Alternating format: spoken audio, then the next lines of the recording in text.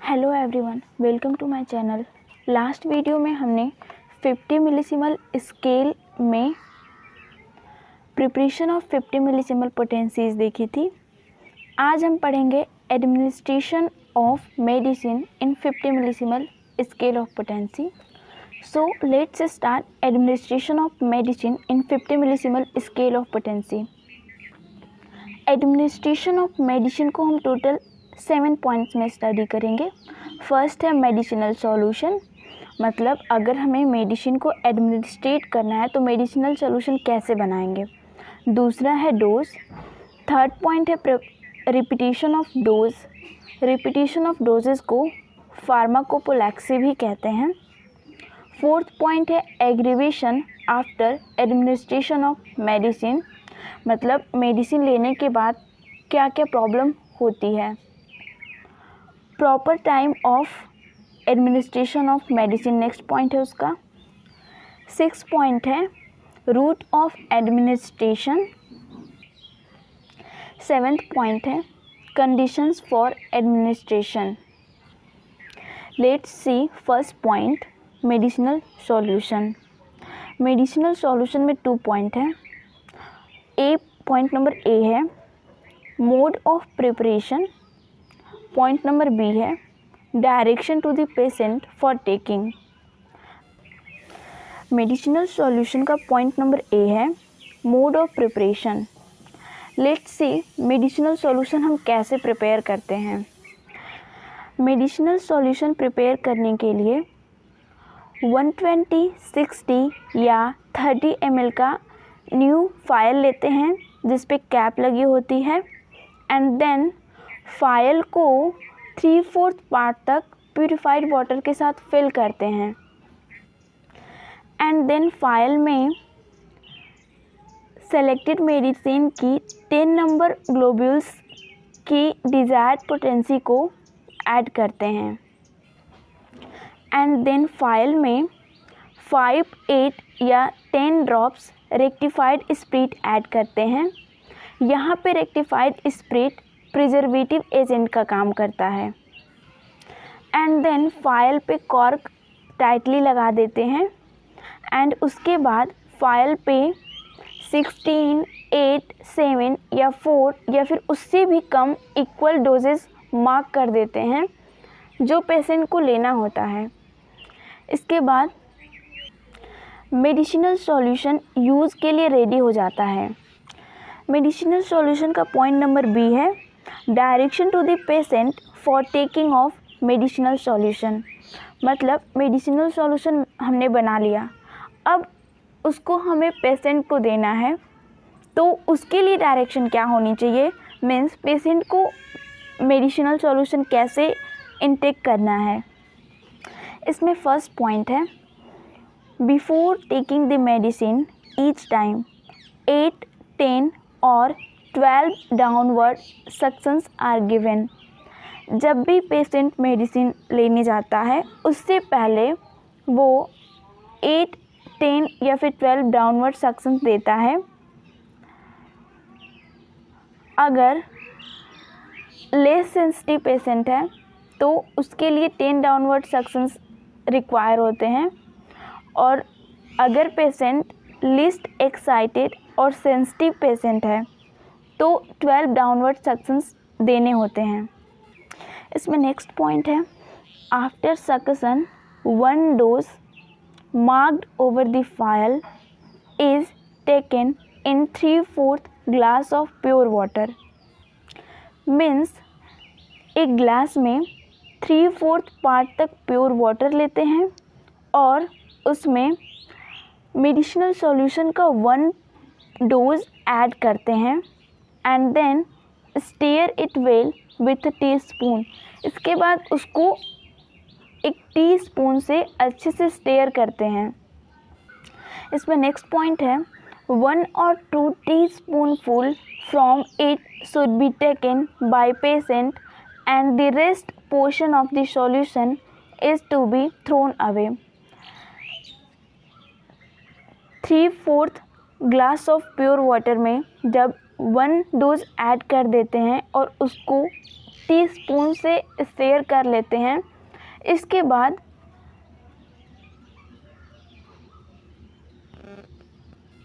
इसमें 1 और 2 teaspoon patient के द्वारा लिया जाता है और rest portion of solution throw कर दिया जाता है। इसमें नेक्स्ट पॉइंट है, each dose from the medicinal solution of each potency is to be applied in the same manner. Means हमने फाइल पे जो मार्किंग करी थी 16, 8, 7, 4 या फिर उससे भी कम, वो उसके डोजेस को दिखा रहा है और इन्हीं डोजेस को सेम मैनर में रिपीट करना होता है। मतलब अगर हमें सेकेंड डोज लेना है, यहाँ पे मैंने 1 डोज लिया, अगर सेकेंड डोज हमें लेना है तो फिर से सेम प्रोसेस रिपीट होगी। एक ग्लास में 3/4 पार्ट तक प्योर वाटर लेंगे, उसमें सेकेंड डोज मिक्स करेंगे, उसको अच्छे से टीस्पून से स्टेयर करेंगे, उसका 1 या 2 टीस्पून फुल पेशेंट के द्वारा इनटेक किया जाएगा और रेस्ट पोर्शन थ्रो कर दिया जाएगा। इसमें स्टार पॉइंट है, if there is any aggravation by taking the medicine in above mentioned process, then repetition of taking medicine is stopped। अगर मेडिसिन लेने के बाद कोई एग्रीवेशन आता है, पेशेंट को कोई प्रॉब्लम होती है, उसके जो भी सिम्टम्स हैं डिजीज़ के वो बढ़ जाते हैं, तो उस कंडीशन में रिपीटिशन ऑफ मेडिसिन स्टॉप कर दिया जाता है। इसमें नेक्स्ट पॉइंट है, aggravation will be decreased gradually in a short period and then same remedy is diluted further in second or third or if required in the 4th glass of water, and only 1 teaspoonful of it will be taken and rest portion will be thrown away। अगर जब हम medicine stop कर देते हैं लेना, तो जो aggravation होता है पेशेंट का वो ग्रेजुअली डिक्रीज़ हो जाता है, और अगर पेशेंट को रिक्वायर होती है मेडिसिन की, तो उस कंडीशन में मेडिसिन को मतलब मेडिसिनल सॉल्यूशन को और डाइल्यूट किया जाता है। सेकेंड, थर्ड या फिर 4th ग्लास ऑफ वाटर तक डाइल्यूट किया जाता है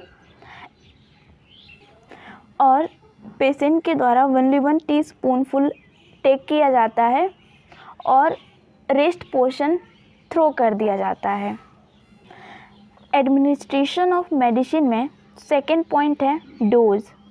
डोज में टोटल 3 पॉइंट्स हैं। डोज सबसे पहले सिंगल मेडिसिन होनी चाहिए, मिनिमम डोज होना चाहिए, और इसमें थर्ड पॉइंट है exceptions to minimum dose.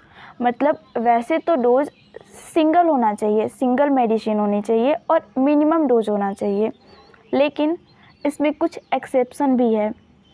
Exception क्या है?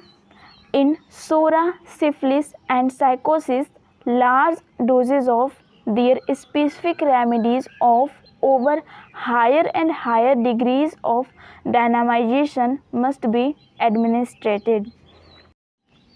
मतलब सोरा, सिफिलिस और साइकोसिस की कंडीशन में लार्ज डोजेस दिए जाते हैं जो हायर डिग्री ऑफ डायनामाइजेशन को शो करते हैं।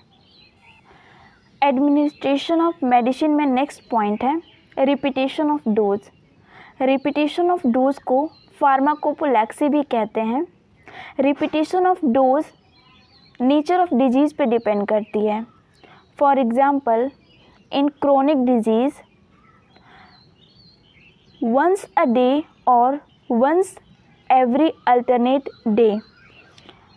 मतलब क्रोनिक डिजीज़ में मेडिसिन को दिन में एक बार लिया जाता है या अल्टरनेट डेज पे एक बार लिया जाता है। इन एक्यूट डिजीज़ मतलब repetition of dose acute disease में क्या होता है? In acute disease once every 2, 3, 4 or 6 hours. Means 2, 4, 3 और 6 आवर्स पे एक बार मेडिसिन ली जाती है. इन वेरी अर्जेंट केस, अगर बहुत ही अर्जेंट केस है, इमरजेंसी का केस है, उस कंडीशन में मेडिसिन को एवरी आवर पे लिया जाता है. इसका नेक्स्ट पॉइंट है aggravation after administration of medicine. अगर किसी भी पेशेंट को मेडिसिन एडमिनिस्ट्रेट की गई है तो उस कंडीशन में उसमें एग्रीवेशन क्या क्या हो सकता है. तो उसमें 3 एग्रीवेशन हो सकते हैं. इसमें पॉइंट नंबर ए है डिजीज़ एग्रीवेशन, मेडिसिनल एग्रीवेशन या होम्योपैथिक एग्रीवेशन. मतलब अगर हम मेडिसिन एडमिनिस्ट्रेट किए हैं तो पेशेंट में 3 एग्रीवेशंस हो सकते हैं. या तो डिजीज़ एग्रीवेशन हो सकता है, या मेडिसिनल एग्रीवेशन हो सकता है, या होम्योपैथिक एग्रीवेशन हो सकता है. लेट्स सी डिजीज़ एग्रीवेशन क्या होता है. New group of symptoms belonging to the disease appear during the course of treatment.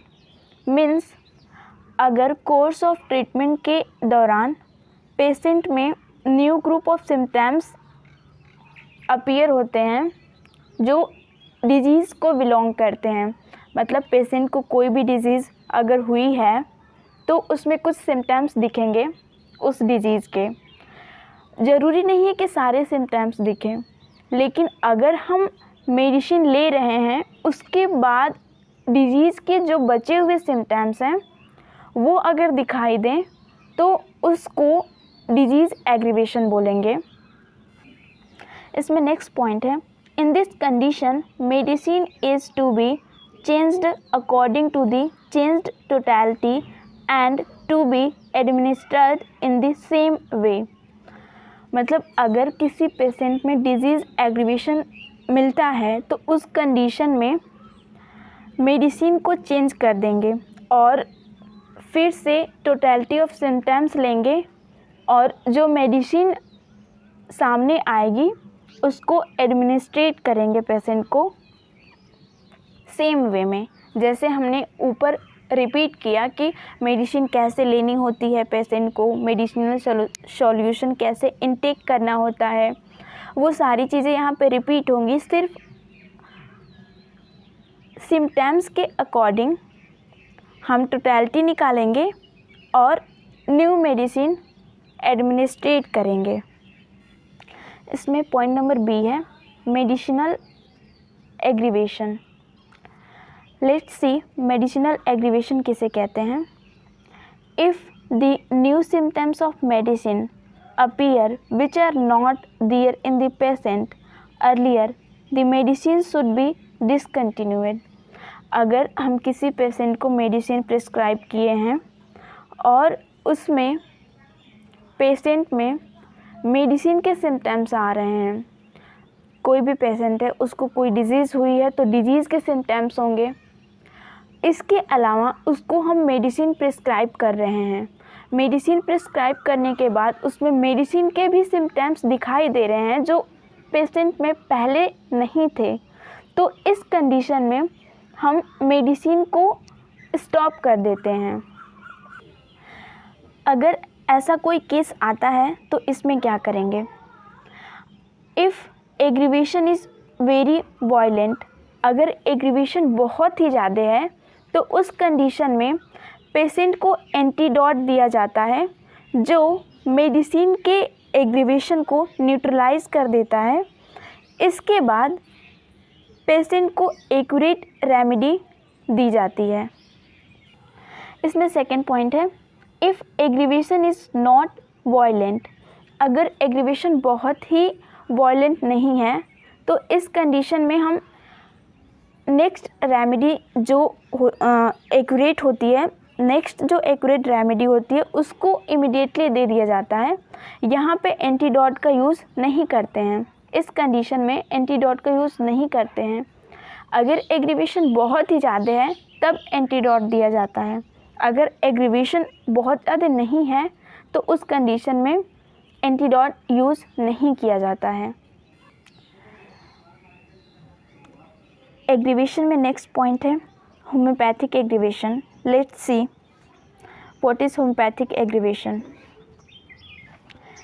If towards the end of the treatment of chronic disease, homeopathic aggravation of the existing symptoms only take place, the dose must be reduced still further and repeated in longer intervals than possibly stopped for several days, need no further medication.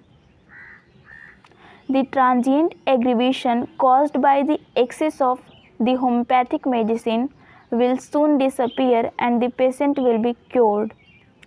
अगर treatment के and में किसी भी chronic disease का हम treatment कर रहे हैं, उसके एंड में होम्योपैथिक एग्रीवेशन दिखाई देता है अगर, तो उस कंडीशन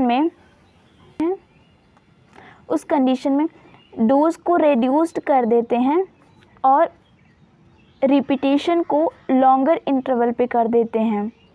इसके बाद सेवरल डेज के लिए स्टॉप कर देते हैं रिपीटेशन, एंड देन कोई भी मेडिकेशन रिक्वायर नहीं होता है। मीन्स डोज को रिड्यूस्ड करने के बाद और रिपीटेशन को लॉन्गर इंटरवल पे करने के बाद जब सेवरल डेज़ के लिए मेडिसिन को स्टॉप कर दिया जाता है, तो उस कंडीशन में किसी भी मेडिकेशन की ज़रूरत नहीं होती है। इसके बाद पेशेंट में जो होम्योपैथिक एग्रीवेशन होता है वो धीरे धीरे डिसअपीयर हो जाता है और पेशेंट क्योर हो जाता है। एडमिनिस्ट्रेशन ऑफ मेडिसिन में नेक्स्ट पॉइंट है proper time of administration of medicine. Means proper time क्या होती है एडमिनिस्ट्रेशन की। इसमें फर्स्ट पॉइंट है इन इंटरमिनेंट फीवर, इमीडिएटली और very soon after the termination of paroxysm. अगर किसी भी पेशेंट को इंटरमिनेंट फीवर है तो उस कंडीशन में पैरोक्सिम के टर्मिनेशन पे इमीडिएटली एडमिनिस्टर की जाती है मेडिसिन। इसमें सेकेंड पॉइंट है there is a definite period of aggravation of the disease in acute and chronic cases and that is not the suitable time for the administration of medicine। जब भी chronic और acute disease में एक definite period होता है जिसमें aggravation होता है पेशेंट को, उस पीरियड में हमें कभी भी मेडिसिन एडमिनिस्टर नहीं करनी चाहिए। For example troubles of syphilitic patient aggravate at night, so night is not suitable time for administration। Syphilitic patient में नाइट में एग्रीवेशन होता है, तो सिफिलिटिक पेशेंट में कभी भी नाइट टाइम में मेडिसिन को एडमिनिस्टर नहीं करनी चाहिए। इसमें नेक्स्ट पॉइंट है There is also a period for medicinal aggravation and that is not the proper time for administration of medicine। Medicine की भी एक पीरियड होती है जिसमें वो एग्रीवेट करता है, तो उस कंडीशन में हमें मेडिसिन को एडमिनिस्ट्रेट नहीं करनी चाहिए। फॉर एग्ज़ाम्पल आर्सेनिक एल्बम में 12 PM to 2 AM and 12 AM to 2 PM aggravation होता है। आर्सेनिक एल्बम का जो एग्रीवेशन टाइम है 12 PM to 2 AM and 12 AM to 2 PM है। इन दोनों कंडीशंस में हमें मेडिसिन एडमिनिस्टर नहीं करनी चाहिए। एडमिनिस्ट्रेशन ऑफ मेडिसिन में नेक्स्ट पॉइंट है route of administration of medicine. मतलब अगर हम मेडिसिन एडमिनिस्ट्रेट किए हैं तो उसका रूट क्या होगा, हमें उसको किस रूट के थ्रू लेना है अपने बॉडी में। तो इसके 4 मेथड्स होते हैं। फर्स्ट है by oral route, second by olfaction, third by rubbing, fourth by mother's milk. Oral route का यूज़ इंजेक्शन थ्रू माउथ से किया जाता है। ऑल्फैक्शन में inhalation through mouth and nose आता है। मतलब अगर हमें ऑल्फैक्शन करना है तो उसमें हम नोज़ और माउथ का यूज़ करेंगे इनहेल करने के लिए। और इसमें फोर्थ है मदर्स मिल्क। मदर्स मिल्क के थ्रू हम न्यू बॉर्न और चिल्ड्रंस में देते हैं। इसमें नेक्स्ट पॉइंट है conditions for administration of medicine. मतलब किसी भी मेडिसिन को एडमिनिस्टर करने के लिए क्या कंडीशन होती है। इसमें है selected medicine should be perfectly homoeopathic, highly potentized, dissolved in water, given in proper small dose. Every subsequent dose must be higher than previous dose. Repetition should be made at definite interval. Hope सारे points clear हो गए होंगे। 50 millesimal scale में next point है advantages of 50 millesimal scale of potency.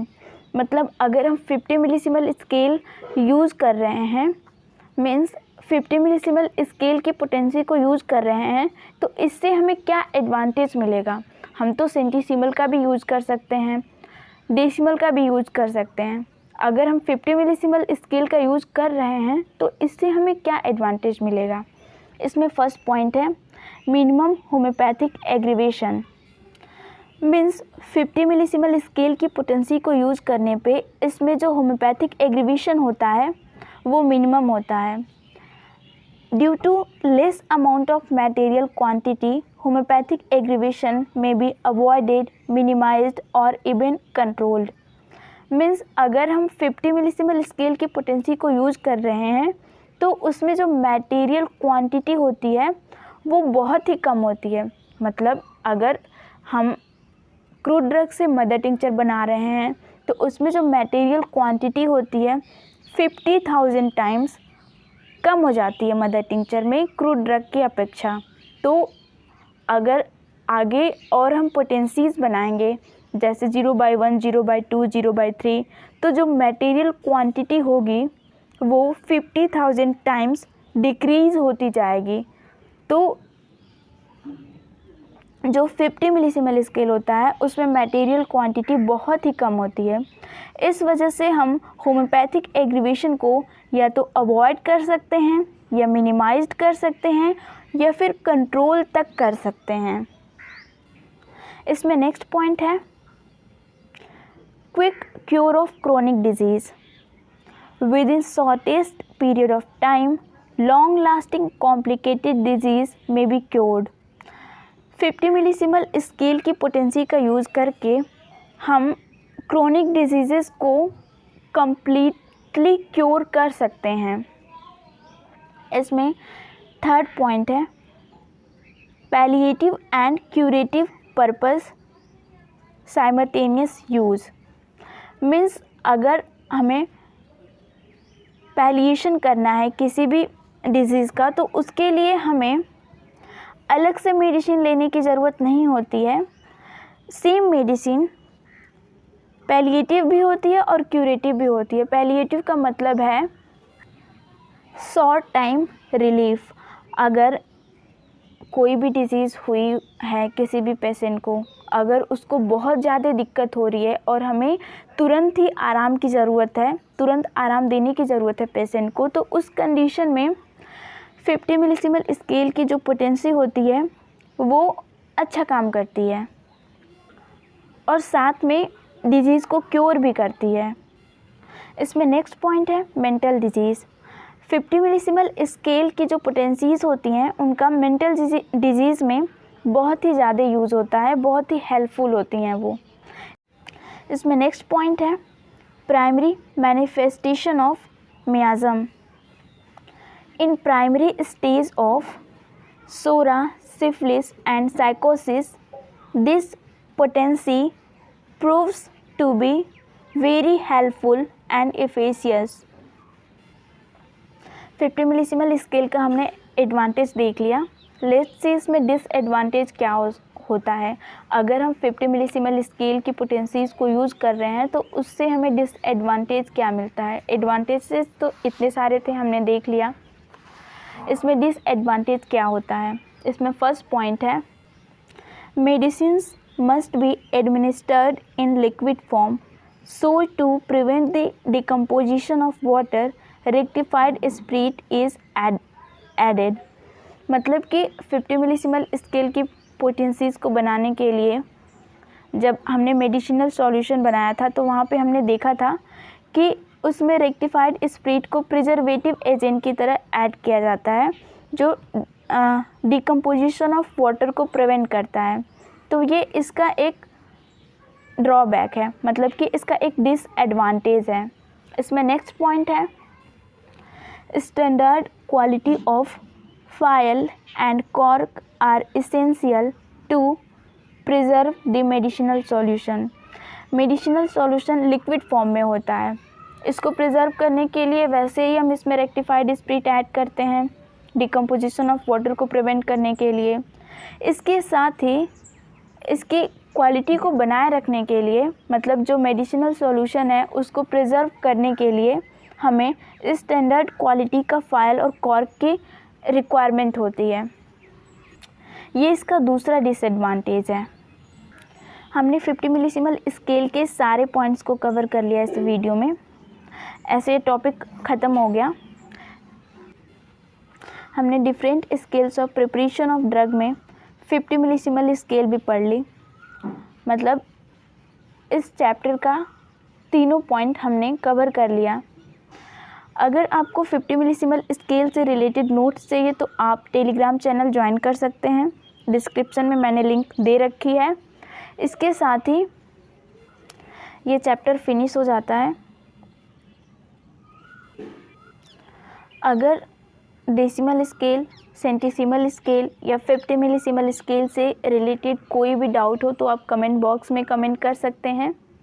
अगर video अच्छी लगे तो लाइक कीजिएगा, सब्सक्राइब कीजिएगा एंड अपने फ्रेंड्स के साथ शेयर कीजिएगा। Thank you for watching.